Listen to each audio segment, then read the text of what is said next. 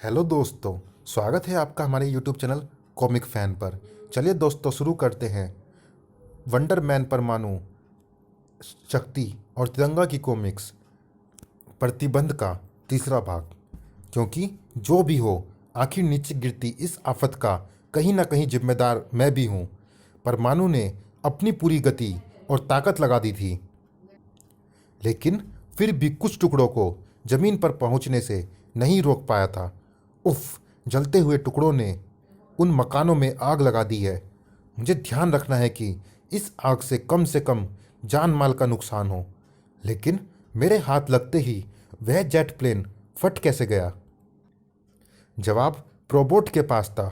मैंने उस प्लेन के स्कैनिंग शॉट्स की जांच करके यह पता लगाया है परमाणु कि वह प्लेन ऐसी धातु का बना हुआ था जिसमें पहले से ही परमाणु रिएक्शन की मात्रा बहुत अधिक थी। जैसे ही तुमने उसे हाथ लगाया, वैसे ही उसकी वह मात्रा और अधिक बढ़ गई और उसमें विस्फोट हो गया। एक बात और परमाणु, नई दिल्ली रेलवे स्टेशन के पास जिस इलाके में तुम्हारी अकीड़ों से भिड़ंत हुई थी, वहाँ काफ़ी अधिक मात्रा में परमाणु विकिरण फैली हुई है। इंडियन परमाणु पावर रिसर्च सेंटर के वैज्ञानिक उन विकिरणों का वहाँ फैलने के कारणों का पता कर रहे हैं। वो तो अच्छा हुआ कि उन वैज्ञानिकों ने समय रहते लोगों को वह सारा इलाका खाली करने के निर्देश दे दिए थे, और लोगों ने तुरंत ही उन निर्देशों का पालन भी किया था। वरना उन परमाणु विकिरणों का लाखों लोगों पर बहुत ही बुरा असर पड़ता। परमाणु विकिरण वहाँ कैसे फैली, कुछ पता चला? नहीं, अभी जांच जारी है उन वैज्ञानिकों की और मेरी भी। लेकिन इतना पक्का है कि इस जांच का जो भी नतीजा सामने आएगा वह चौंका देने वाला होगा। परिणाम चौंका देने वाला नहीं, उछाल देने वाला था। परमाणु के कारण परमाणु विकिरण फैला। परमाणु वारों का सहारा लेकर अकीड़ों ने शहर में आतंक मचाया। परमाणु की अदूरदर्शिता ने परमाणु एक्टिव एक प्लेन को ध्वस्त किया, सैकड़ों घर स्वाहा। परमाणु पावर रिसर्च सेंटर की रिपोर्ट, दिल्ली की छत कहलाने वाला परमाणु ही दिल्ली के लिए सबसे बड़ा खतरा। किसी दिन हमारे ऊपर परमाणु बम की तरह फटकर गिरेगा परमाणु, और मुझे नहीं लगता वह दिन ज़्यादा दूर है। परमाणु के विरुद्ध विरोध के स्वर उठने लगे थे, और इनमें सबसे बड़ा स्वर था दिल्ली के सबसे प्रतिष्ठित वकील सत्यप्रकाश का। सत्यप्रकाश ने परमाणु को जनहित के लिए सबसे बड़ा खतरा माना था। इसीलिए सत्यप्रकाश इस प्रकरण को अदालत में खींच कर ले गए थे। परमाणु दिल्ली की छत और आंख कहला जाता है। उसने सैकड़ों बार दिल्ली को भीषण संकटों से बचाया है मिलोड। लेकिन यह कहना एकदम उचित है कि दिल्ली की छत कहा जाने वाला यह सुपर हीरो परमाणु एक दिन दिल्ली की तबाही का कारण बनेगा, और इसका छोटा सा नमूना हमें पिछले दिनों ही देखने को मिला है। पिछले दिनों शहर में जो एटॉमिक रिएक्शन फैला और प्लेन फटने का जो हादसा हुआ, उसमें मेरा कोई दोष नहीं है मिलोड। मैं पिछले कई वर्षों से शहर में अपनी परमाणु पावर्स का प्रयोग करता आ रहा हूँ, लेकिन कभी भी उससे किसी को नुकसान नहीं हुआ। मेरी हर पावर इतनी नियंत्रित और इतनी सीमित होती है कि वह किसी को नुकसान पहुँचा ही नहीं सकती। यानी तुम यह कहना चाहते हो परमाणु कि पावर रिसर्च सेंटर की रिपोर्ट झूठी है? नहीं, यह रिपोर्ट एकदम सच्ची है। उस दिन शहर में परमाणु विकिरण फैला, लेकिन मेरी वजह से नहीं, अकीड़ों की वजह से। उसे बनाने वाले ने उसे इस तरह से बनाकर भेजा था कि वह मेरी पावर्स को अपने शरीर में सोखे और उनका दुरुपयोग करे। और रही बात जेट प्लेन के हवा में फटने की, तो उसके बारे में भी यह सिद्ध हो चुका है कि उसे भी पहले से ही इस तरह प्लान किया गया था कि वह मेरे हाथ लगाते ही फट जाए। मेरे खिलाफ कोई षड्यंत्र रचा गया था मिलोड। एग्जैक्टली यही मैं कहना चाहता हूँ मिलोड, कि परमाणु के विरुद्ध किसी ने षड्यंत्र रचा था। लेकिन जरा सोचिए मिलोड, अगर उस षड्यंत्र रचने वाले ने यह षड्यंत्र रचा होता कि परमाणु परमाणु बम बनकर दिल्ली पर गिर जाए, तो क्या होता? अगर उसने यह रचा होता कि आप, मैं, यहाँ की जनता परमाणु के हाथ लगाते ही फट जाए, तो क्या हालत होती? सांप सूंघ गया था सभी को। सत्य प्रकाश की दलीलों ने सभी की बोलती बंद कर दी थी। जज ने अपना फैसला सुनाया। केस के अभी सभी पहलू सामने नहीं आ पाए हैं। इस केस पर कोई फैसला लेना जल्दबाजी होगी, इसीलिए यह अदालत अपना फैसला अभी सुरक्षित रखती है और परमाणु को आदेश देती है कि जब तक यह अदालत अपना फैसला न सुना दे तब तक वह अपने आप को सस्पेंड समझे, यानी फैसला होने तक वह परमाणु नहीं बनेगा। ओह, अदालत के इस फैसले ने रतन टाटा को जश्न मनाने के लिए मजबूर कर दिया। हा हा हा, यही चाहता था मैं, इसलिए तो मैंने अकीड़ों को परमाणु से टकराने के लिए भेजा था और मेरी इस चाहत को सत्य प्रकाश नामक वकील ने आकर मानो नया जीवन दे दिया। यानी किस्मत भी मेरा साथ दे रही है। मुझे इस मौके का पूरा फ़ायदा उठाना चाहिए और जल्दी से शिकार बनाना चाहिए उस अगले सुपर हीरो को जिसका नाम है तिरंगा। तिरंगा फिलहाल उस भारत के रूप में था जो वकील सत्य प्रकाश का सहयोगी था। सत्य प्रकाश जी के एक घनिष्ठ मित्र विकास मोहन जी को इस शहर में होने वाली राजनीतिक हलचल ने सीएम बनने का मौका दिया है। आज शाम वे सचिवालय में होने वाले समारोह में सीएम के पद की शपथ लेंगे। परमाणु के केस में बिजी होने के कारण सत्य प्रकाश जी उन्हें बधाई देने नहीं पहुंच पा रहे हैं, इसीलिए अपनी तरफ से उन्होंने मुझे मोहन साहब को बधाई देने के लिए भेजा है। और मोहन साहब का घर यहाँ से ज़्यादा दूर नहीं है। भारत उर्फ तिरंगा जिस घर पर पहुँचने जा रहा था वहाँ कोई और पहले से ही पहुँच गए थे और उनके हाथों में थमे हथियार वहाँ मौजूद सुरक्षा कर्मियों को यमराज के पास पहुँचा रहे थे। तड़ तड़ तड़ धाए आ। हम आज शाम सीएम बनने वाले विकास मोहन को नरकवासी बनाने आए हैं। वह रहा वह। कौन हो तुम? तुम्हारी मौत। हम तुझे मारकर तेरी ही शकल और कदकाठी के अपने एक आदमी को तेरी जगह सीएम की गद्दी पर बैठाना चाहते हैं, लेकिन हम तुझे उस जगह ले जाकर मारेंगे जहां से तेरी लाश को आसानी से गायब किया जा सके। चलो हमारे साथ। मेरे ख्याल से कहीं जाने की ज़रूरत नहीं है। तुम्हें ले जाने के लिए पुलिस और उनकी गाड़ियाँ यहाँ आ जाएगी और पुलिस की गाड़ियों तक पहुँचने के लिए तुम्हें अपने पैरों को जहमत भी देने की ज़रूरत नहीं है। मैं तुम्हें इस लायक कर रहा हूँ कि तुम्हें पुलिस वाले उठा उठा कर गाड़ियों में पहुँचाएं। बहुत बोल रहा है। धाड़। गोलियों से भरकर इसके मुंह को बंद करो। ताड़ ताड़ ताड़। मौत की राह में भी जो बजा सकते हैं जिंदगी का साज, मधुर गीत सी लगती है उन्हें गोलियों की आवाज़। बड़ा बारिश की बूंदों की तरह होती गोलियों की बरसात आपको नुकसान पहुंचा सकती है सर। आप अपने पीए के साथ अंदर वाले सुरक्षित कमरे में चले जाइए। च्यूं च्यूं। मैं इन्हें यहीं देखता हूँ। आइए सर। अब ठीक है। अब मैं बेफिक्र होकर इनके हथियारों और इनके शरीरों को जमीन सूंघा धाड़ सकता हूँ। धाड़। तिरंगा के सामने वे हत्यारे ना अपने हथियारों को संभाल रख पाए और ना अपने होशों को। सभी चित हो गए। मैं यह सूचना अंदर मौजूद मोहन साहब को देता हूँ। ओह, यह क्या? मोहन साहब का पीए खून से लथपथ पड़ा हुआ है। यहाँ कुछ गड़बड़ हो गई है। मोहन साहब कहाँ हैं? आह, मोहन साहब तो यहाँ कहीं भी नज़र नहीं आ रहे। क्या हुआ उनके साथ? कहाँ चले गए वे? आह, मेरी बातों का जवाब मोहन साहब का पीए देगा। बताओ क्या हुआ यहाँ? मोहन साहब कहाँ गए? मोहन साहब। आह। शा पा था सा मा रोह। आह। हाँ हाँ, बोलो, क्या कहना चाहते हो? शब्द पीए के हलक में ही घुटकर रह गए थे। ओह, यह तो बोल ही नहीं पा रहा, लेकिन फिर भी यह मुझसे कुछ कहना चाहता है। ओह, अपनी बात कहने के लिए वह दीवार पर टंगी छोटी छोटी पेंटिंगों की तरफ इशारा कर रहा है। इसकी तो गर्दन लुढ़क गई। हाथ पांव ढीले पड़ गए। 1 मिनट।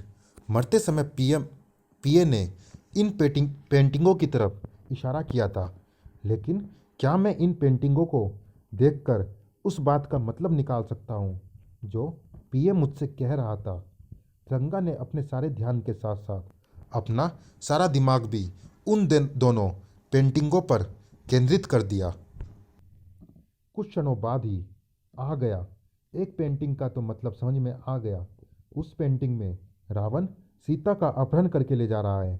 इसका मतलब कोई मोहन साहब का अपहरण करके ले गया है। लेकिन इस दूसरी पेंटिंग का क्या मतलब है जिसमें एक ही शक्ल के यानी दो हमशक्ल बच्चे बने हुए हैं? उस पेंटिंग का कोई मतलब तिरंगा को नहीं सूझा तो तिरंगा आगे बढ़ने के लिए दूसरे रास्ते पर चल पड़ा। मरते मरते पीए के मुंह से शपथ समारोह शब्द भी निकला था। यानी इस मामले के तार कहीं ना कहीं शपथ समारोह से भी जुड़े हैं। मुझे सचिवालय पहुंचना होगा जहां शपथ समारोह हो रहा है। लेकिन विकास मोहन जी के अपहरण के बाद क्या शपथ समारोह हो रहा होगा? तिरंगा सचिवालय पहुंचा तो चकित रह गया। यहाँ तो शपथ समारोह भी हो रहा है और विकास मोहन भी मौजूद है सीएम की शपथ लेते हुए। तो क्या मैंने उस पेंटिंग को देखकर गलत अंदाज़ा लगाया है कि मोहन साहब का अपहरण हो गया है, जबकि ऐसा कुछ नहीं है? लेकिन अगर ऐसा नहीं है तो मोहन साहब के पीए को किसने मारा? और शपथ ग्रहण करते मोहन साहब को क्या यह खबर नहीं है कि उनके पीए को किसने मारा? उफ, मैं जितना इस मामले को सोच रहा हूँ ये उतना ही उलझता जा रहा है। समझ में नहीं आ रहा कि आखिर यह चक्कर क्या है। तभी तिरंगा को वहाँ चौंका देने वाला दृश्य नजर आया। चूँकि सत्यप्रकाश जी मोहन साहब के बचपन के दोस्त हैं, इसीलिए उन्होंने मुझे बताया था कि एक तो मोहन साहब को बार बार अपने बालों को अपने हाथों से माथे से हटाने की बुरी आदत है और दूसरा उन्हें अपना बायां हाथ इस्तेमाल करने से सख्त नफरत है। इस समय में मोहन साहब को ना सिर्फ बायां हाथ इस्तेमाल करते देख रहा हूँ बल्कि यह भी देख रहा हूँ कि मोहन साहब ने एक बार भी अपने बालों को माथे से नहीं हटाया है। लगता है सीएम बनने की खुशी में मोहन साहब अपनी पुरानी आदतें भूल गए। क्या ऐसा हो सकता है? नहीं हो सकता, नहीं हो सकता। अचानक तिरंगा को लगा जैसे उसके मस्तिष्क के सभी खिड़की दरवाजे खुल गए हैं। अब सब कुछ उसकी समझ में आ रहा था। मोहन साहब का अपहरण भी हुआ है और उनके पीए की हत्या भी की गई है। लेकिन उसके बावजूद भी यहाँ सब कुछ इसलिए सामान्य है क्योंकि इस समय जो सीएम की शपथ ले रहा है वह असली मोहन साहब नहीं बल्कि उनका हमशक्ल है। हमशक्ल बच्चों की पेंटिंग की तरफ इशारा करके पीए यही मुझे समझाना चाहता था। अब मुझे यहाँ खड़े रहकर अपना समय खराब नहीं करना।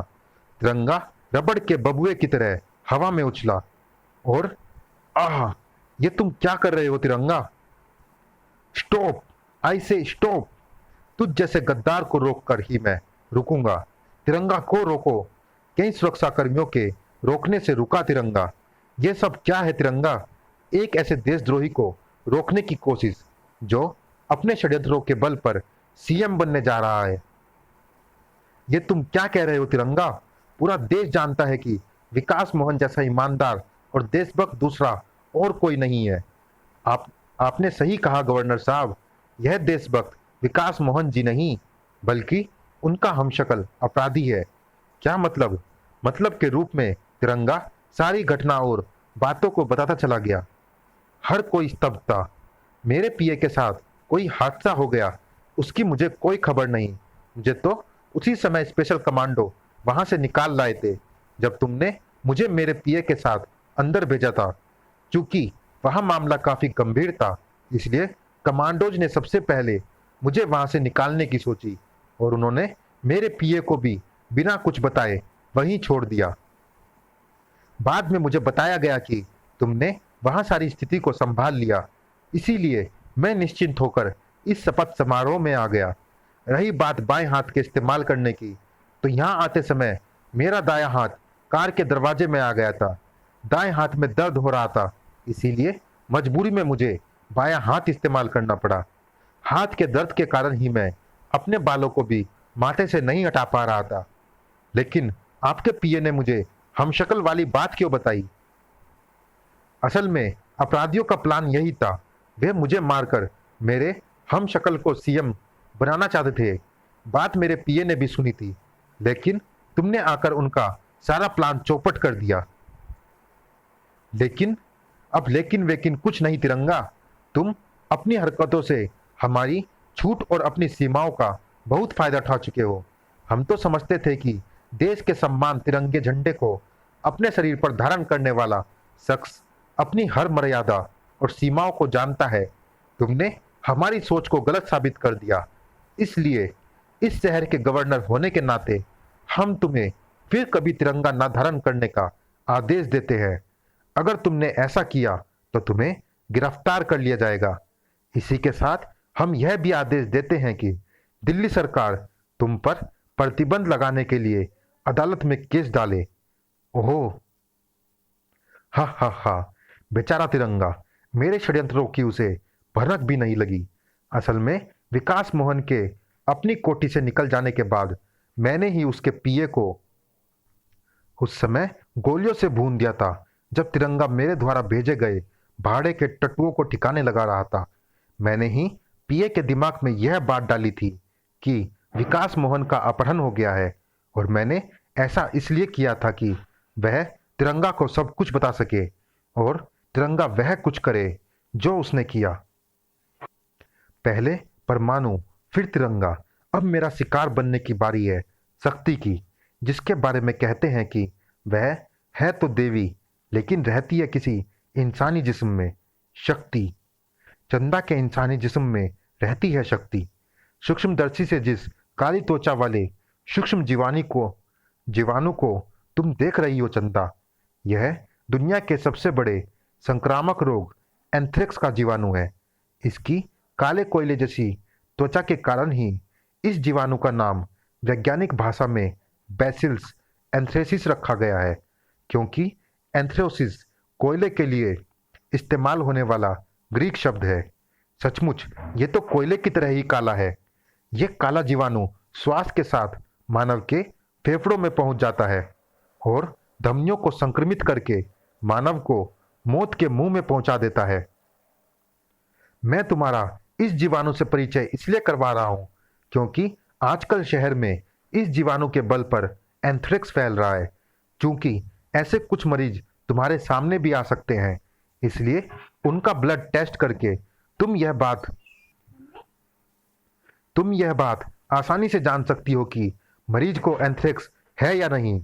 Thank you doctor. अब मैं रिसेप्शन पर जाती हूँ, क्योंकि मरीजों के साथ साथ इस अस्पताल का रिसेप्शन देखना भी मेरी ड्यूटी है। एक मिनट चंदा, सुनो तो सही, मेरे दिल की बात तो सुनती जाओ। चंदा ने डॉक्टर तरुण की पुकार सुनी, मगर अनसुनी कर दी, क्योंकि कहीं से आती नारी की पुकार उसके कानों में पड़ रही थी। उसका शरीर कांप रहा था और उस पर हावी हो रही थी शक्ति। और चंदा पर शक्ति के हावी होने का अर्थ होता है कि किसी नारी का स्वाभिमान और जान दोनों खतरे में है। चलिए दोस्तों, इस भाग में इतना ही। ये रोमांचक कॉमिक जारी है अगले भाग में भी।